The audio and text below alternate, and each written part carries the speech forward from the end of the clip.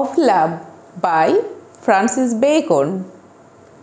Francis বেকনের মতে of লাভের মতো একটা প্রেমের গল্পে তিনি বলেছেন যে একজন প্রেমিক কখনোই একসঙ্গে কি হতে পারে না, প্রেমিক এবং জ্ঞানী মানুষ হতে পারে না।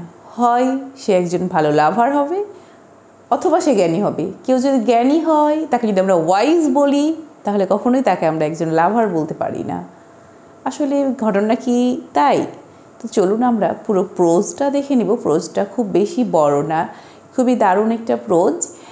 যে অফ লাভে ফ্রান্সিস বেকন কি বলছেন, অ্যাকচুয়ালি এখানে উনি যা বলেছেন আমরা জাস্ট ওনার কথাগুলোই আপনাদের সামনে তুলে ধরবো, বাট এক একজনের কাছে এক এক রকম মনে হতে পারে। তো ওনার কথাগুলো বেশ যুক্তিসঙ্গত এবং খুব ইন্টারেস্টিং। তো চলুন আমরা দেখে নিই অফ লাভ। অফ লাভের রাইটার কি আপনারা তো জানেন যে ফ্রান্সিস বেকন কী করেন, তার যে কোনো লেখার স্টার্টিংটা অফ দিয়ে শুরু করেন, মানে অ্যাবাউট। তো উনি ভালোবাসা নিয়ে এই প্রবন্ধে বলতে চেয়েছেন যে অ্যাকচুয়ালি ভালোবাসাটা মানুষকে কোন পর্যায়ে নিয়ে যায়। তো ফার্স্ট ওয়ান উনি বলছেন যে ভালোবাসায় কী রয়েছে, কিছু মেরিটস অ্যান্ড ডিমেরিটস রয়েছে। অবশ্যই ভালোবাসায় মানে এখানে একটা প্রপোর্শন রয়েছে। আপনি বলতে পারেন যে 50-50 মেরিট ডিমেরিটস, অথবা হচ্ছে 70-30 বলতে পারেন, 80-20 বলতে পারেন, যার কাছে যেটা মনে হয় বা পরিস্থিতি অনুযায়ী যখন যেভাবে হয়। উনি কিছু ভালোবাসার বা প্রেমের ভালো দিক এবং মন্দ দিকের কথা বলতে চেয়েছেন। তো ফার্স্ট ওয়ানে উনি বলছেন কি স্টেজ রোলের যে ব্যাপারটা, যে ভালোবাসাটাকে আমরা স্টেজে যেভাবে দেখি, স্টেজে আর বাস্তব লাইফের মধ্যে অনেক বেশি পার্থক্য রয়েছে। স্টেজে কি হয়, একটা ভালোবাসা মনে করেন যে প্রথম দিকে যদি কি হয় কিছু প্রবলেম থেকেও যায়, শেষের দিকে এসে সেখানে একটা কমেডিতে আমরা দেখি মিল হয়ে যায়, এবং ওইখানে মিল হতে গিয়ে ওখানে প্রেমে যে প্রতিবন্ধকতাগুলো এসেছিল সেই প্রতিবন্ধকতাগুলো শেষের দিকে গিয়ে লেস ইম্পর্টেন্ট হয়ে যায়। কিন্তু রিয়েল লাইফে কিন্তু এমনটা হয় না।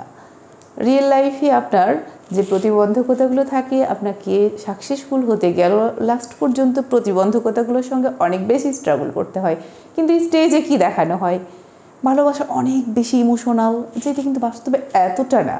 বাস্তবেও ভালোবাসা ইমোশনাল, কিন্তু স্টেজের মতো এতটা না। তাহলে ভালোবাসার মূল ইম্পর্টেন্সিটা কোথায়, সেটা হচ্ছে স্টেজে।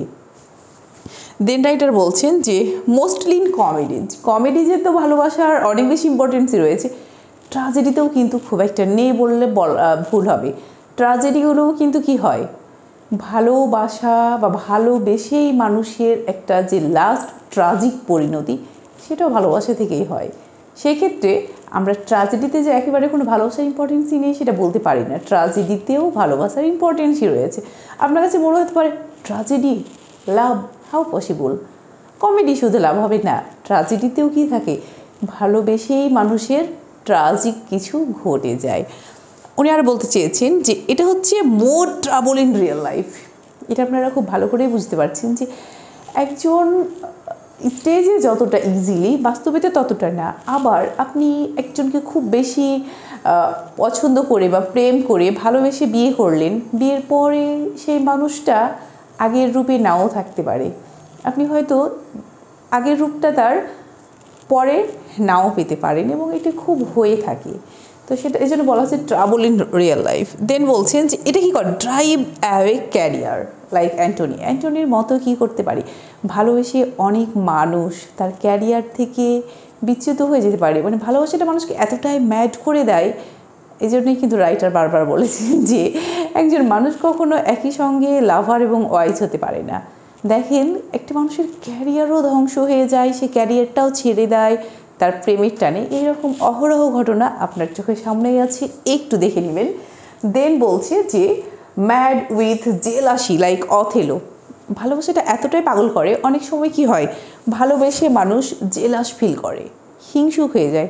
অথেলোকে আমরা দেখতে পাবো কি, যে সে মনে করেছিল যে তার বিলাভডের অন্য কারোর সঙ্গে প্রেম আছে, যার কারণে সে এত বেশি ঈর্ষান্বিত হয়ে ওথেলোর নিজের লাইফটাও গেছে, তার ওয়াইফ ডেসডিমোনার লাইফটাও গেছে। এটি কিন্তু ভালোবাসায় যে জেলাসি রয়েছে তার কারণে। ওকে, দেন আমরা আরও দেখব যে not mentally imbalance in real life. আচ্ছা, এবার ভালোবেসে একজন মানুষ স্টেজে তাকে কি দেখি আমরা পাগল হয়ে গেছে, বাট আপনি বাস্তবে আসেন তো বাস্তবে দেখেন যে ভালোবেসে কতজন মানুষ পাগল হয়েছে। স্টেজে যদি সেইটা ভালোবেসে 90% মানুষ পাগল হয়, রিয়েল লাইফে সেটা 10% হয়। মানে এখানে প্রপোর্শনটা এমনই। সেই ক্ষেত্রে যেটা হচ্ছে ইমব্যালেন্স আমরা যতটা স্টেজে দেখি, আমরা স্টোরিতে দেখি, রিয়েল লাইফে মানুষ কি হয় না, ভালোবেসে আসলে এতটা পাগল হয়ে যায় না, ইমব্যালেন্স হয়ে যায় না। এটি কিন্তু রাইটার বলতে চেয়েছেন। দেন উনি বলছেন যে ফুলিশ টু নীল বিফোর লেডি। আমরা জানি কি যে যদি কোনো মেয়েকে প্রপোজ করতে যাই, একটা গোলাপ নিয়ে তার সামনে হাঁটু গেড়ে বসে যদি আমরা প্রপোজ করি, দেন এটা আমরা কি খুব স্মার্ট বা তার প্রতি আমি খুব ডেভোটেড। বাট রাইটার এটাকে বলছেন একেবারে ফুলিশ। আপনি একটা মেয়ের সামনে বসে তাকে হাঁটু গেড়ে প্রপোজ করবেন, মানে রাইটার বলছে এটা কারা করে, যারা একান্ত ফুলিশ বোকা মানুষ তারা এটা করে। এবং হয় কি এখানে প্রেমিকা নিজেকে অনেক বেশি অহংকারী মনে হয়, মানে তার মধ্যে অনেক বেশি প্রাউড ফিল হয়। দেখা যাচ্ছে যে একজন লাভার তার বিলাভডের প্রশংসা করতে করতে মানে অস্থির প্রশংসা করে, যেটা হচ্ছে গিয়ে একজন জ্ঞানী মানুষ কখনো এটা করতে পারে না। মানে সে যা তার চেয়েও বেশি হাইলাইট করে, পৃথিবীর সেরা সুন্দরীটাই তার বিলাভড। এটা কিন্তু যখন মানুষ প্রেমে পড়ে সেগুলো কিন্তু বলে, এবং আপনারাও সেগুলো হয়তো জানেন, কিন্তু আসলে কি তাই? রাইটারের এখানেই প্রশ্ন। দেন বলছেন যে এটা কি করে, ডিস্টর্টস মেন্স জাজমেন্ট। মানুষের যে বিচার বুদ্ধি, সঠিক যে ন্যায় বিচার করাটা, এটাও ক্ষতিগ্রস্ত করে।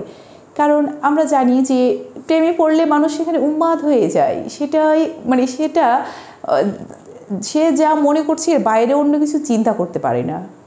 বাট রিয়েলিটিটা কিন্তু ভিন্ন, এর চেয়েও ভিন্ন কিছু আছে। আপনি আপনার বিলাভডকে যেভাবে দেখছেন, যা কিছু মনে করছেন, বাস্তবে কিন্তু আপনার বিলাভড সেটা না। কিন্তু আপনার জাজমেন্টটা কি? আপনার জাজমেন্টটা যে she is the wall in wall, she is the best. তাহলে এখানে কিন্তু আপনি জাজমেন্টের ইনজাস্টিস যেটা, সেটা কিন্তু হয়ে যায়। দেন রাইটার বলছে যে ইনডালজ ইন ফ্ল্যাটারি, রাইট। আপনি যদি লাভার হন, আপনাকে অবশ্যই ফ্ল্যাটারির আশ্রয় নিতে হবে। কারণ প্রেম মানেই কি, মানে এর প্রতারণা ঠিক না, বাট প্রতারণার মতোই। আপনি অনেক বেশি যদি ফ্ল্যাটারিং না করতে পারেন, তাহলে আপনি একজন ভালো লাভার কখনোই হতে পারবেন না।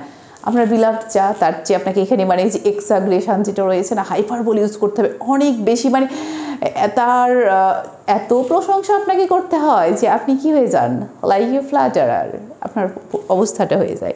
দেন রাইটার বলছেন যে লাভার ক্যান নট বি ওয়াইজ। এটা কিন্তু আমরা প্রথম থেকে বারবারই বলে আসছি যে অ্যাট এ টাইম কখনোই একজন মানুষ কি হতে পারে না, হয় সে জ্ঞানী হবে, না হলে সে লাভার হবে। যদি আপনি লাভার হন, কখনোই জ্ঞানী হতে পারেন না। কারণ একজন জ্ঞানী মানুষকে অনেক কিছুই মেনটেন করতে হয়, যেটা একজন লাভার কি করতে পারে না। শুধুমাত্র তার সেন্টার পয়েন্টই তার বিলাভড, এবং বাকি কোনো কিছু সে মেনটেন করতে পারে না। দেন বলছেন যে শুড কিপ ভিজিলেন্ট টু লাভ। এখানে রাইটার পরামর্শ যে আপনি ভালোবাসা থেকে একটু দূরে থাকেন, নিজেকে প্রোটেক্ট করেন, ভালোবাসার এগেনস্টে রাখেন, যদি আপনি কি হতে চান, ওয়াইজ হতে চান। দেন রাইটার বলছেন যে lost other things also love. একজন মানুষ ভালোবেসে কত কিছু হারায় না। তার দেখা যায় অনেক মানুষ ভালোবেসে তার ফ্যামিলিকে হারায়, ফ্রেন্ড সার্কেল হারায়, রিলেটিভ হারায়, তার ক্যারিয়ার হারায়, তার অর্থবিত্ত তো হারায়, সব কিছু তো হারায়। যাকে ভালোবাসলো তাকেও হারায়, রাইট। এখানে হেলেনের যে উদাহরণটা দেওয়া হয়েছে, প্যারিস কী করেছিল, হেলেনকে ভালোবেসে একটা মেয়ের জন্য কি হয়েছে, 10 বছর ধরে যুদ্ধ হয়ে 2টা নগরই ধ্বংস হয়ে গেছে, এবং লাস্ট পর্যন্ত প্যারিস হেলেনকেও হারিয়েছে। এবং বাস্তব লাইফে আপনারা এটা দেখবেন যে মানুষ তো ভালোবেসে সর্বহারা হয়, এবং যাকে ভালোবাসে তাকেও হারায়, খুব বাস্তব। তারপরে দেখেন যে প্রপোর্শনালটা যেটা বলা হচ্ছে যে প্রসপারিটি এবং অ্যাডভার্সিটি, ভালোবাসার অনুপাতটা ভালোর দিকেও থাকে, আবার মন্দর দিকেও থাকে। এখানে মেরিটস এন্ড ডিমেরিটসের যে কথাটা বলছিলাম, সেটা কিন্তু এখানে চলে আসছে যে ভালোবাসায় ভালো এবং মন্দ দিকটা 50-50% হতে পারে, 80-20 হতে পারে, 30-70 হতে পারে, 40-60 হতে পারে। দেন রাইটার বলছেন চাইল্ড অফ ফলি। অ্যাকচুয়ালি এখানে চাইল্ড বলতে আমরা কোনো কিছুর প্রাণ বুঝি, যে একটা শিশুই কি আগামীর ভবিষ্যৎ, যে কোনো কিছুর আমরা সেন্টার পয়েন্টই কি চাইল্ড বলি। তো ভালোবাসাটা হচ্ছে ফলি বোকামির কেন্দ্রবিন্দুই কি ভালোবাসা, এটা রাইটার বলতে চেয়েছেন। দেন দেখেন যে can not racist but limit, আসলে ভালোবাসাটা কি করতে পারি না আমরা, যদিও মানে অনেক বেশি কন্ট্রোলের মধ্যে রাখতে পারি না, বাট আমাদের অনেক একটা লিমিটেশান থাকা দরকার। আপনি যদি ওয়াইজ পারসন হতে চান আপনি ভালোবাসবেন, বাট কি সেখানে একটা লিমিটেশান থাকবে, এটা রাইটার পরামর্শ দিয়েছেন। এবার আসুন যে রাইটার তো এতক্ষণ ভালোবাসার এগেনস্টে অনেক কথা বলল, আসলে কি তাই? ভালোবাসার পক্ষেও কিন্তু রাইটার অনেক ভালো ভালো পরামর্শ দিয়ে গেছেন। এবার চলুন আমরা দেখি। রাইটার বলছেন যে আপনি ভালোবাসতে যদি চান, আপনি একজন ভালোবেসে কাইন্ড মানুষ হতে পারেন। তাহলে কি করবেন? আপনি এ লার্জ নাম্বার অফ পিপলকে ভালোবাসেন, অনেক মানুষকে ভালোবাসেন, জাস্ট একজনকে ভালোবেসে আপনার জীবনটা আপনি শেষ করে দিবেন কেন? আপনার ভালোবাসাটা কি হোক, অনেক মানুষের মাঝে ছড়িয়ে পড়ুক। আপনি অবশ্যই ভালোবাসতে পারেন, বাট শুধু যে আপনার বিলাভকে ভালোবাসবেন তা না, আপনি বিশ্বের মানুষকে ভালোবাসেন, অনেক মানুষের প্রতি আপনার ভালোবাসা থাকুক। আবার রাইটার বলছেন যে ম্যারিড লাভ ইজ গুড, যদি ভালোবাসতেই হয় আপনি বিয়ের পরে ভালোবাসেন, কারণ বিয়ের পরের ভালোবাসা থেকে আপনি কি পাবেন? প্রোডাকশান পাবেন, আপনি জেনারেশন পাবেন, তাই না? এবং বিয়ের পরের যে ভালোবাসাটা সেটা অনেক বেশি স্থিতিশীল, এবং এখানে আপনি যে ভালোবাসাকেও লস্ট করতে হবে এমন কিছু হারানোর সম্ভাবনাটাও থাকে না, ইটস পিওর। এই জন্য রাইটার বলছেন যে ম্যারিড লাভ ইজ গুড, মানে বিয়ের পর যে ভালোবাসা এটাকে কিন্তু রাইটার প্রাধান্য দিয়েছেন, খুব ভালো কথা।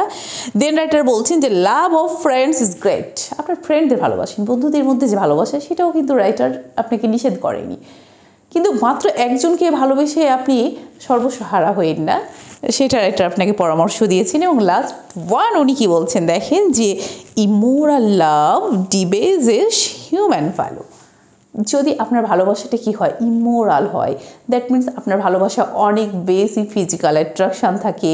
আপনার ভালোবাসাটা যদি ওনলি ফর ফিজিক্যাল হয়, তাহলে এই ভালোবাসাটার কি নাই আসলে কোনো মূল, আপনাকে যে হিউম্যান ভ্যালু, মানবিক যে একটা মূল্যবোধ, সেখান থেকে অনেক দূরে রাখে, আপনার ক্যারেক্টারে অনেক বেশি মানে ফল্ট চলে আসে। এই ভালোবাসাটা রাইটার একেবারেই নিষিদ্ধ করেছেন, যে আপনার ভালোবাসাটা কখনো ইমোরাল বা অনৈতিক না হয়, যেন সেই দিকে খেয়াল রাখবেন। তো শিক্ষার্থী বন্ধুরা, আশা করি আপনারা বুঝতে পেরেছেন of love by Francis Bacon. ক্লাসটি কেমন লাগলো অবশ্যই কমেন্ট সেকশনে জানাতে ভুলবেন না। আজ পর্যন্তই, আল্লাহ হাফেজ।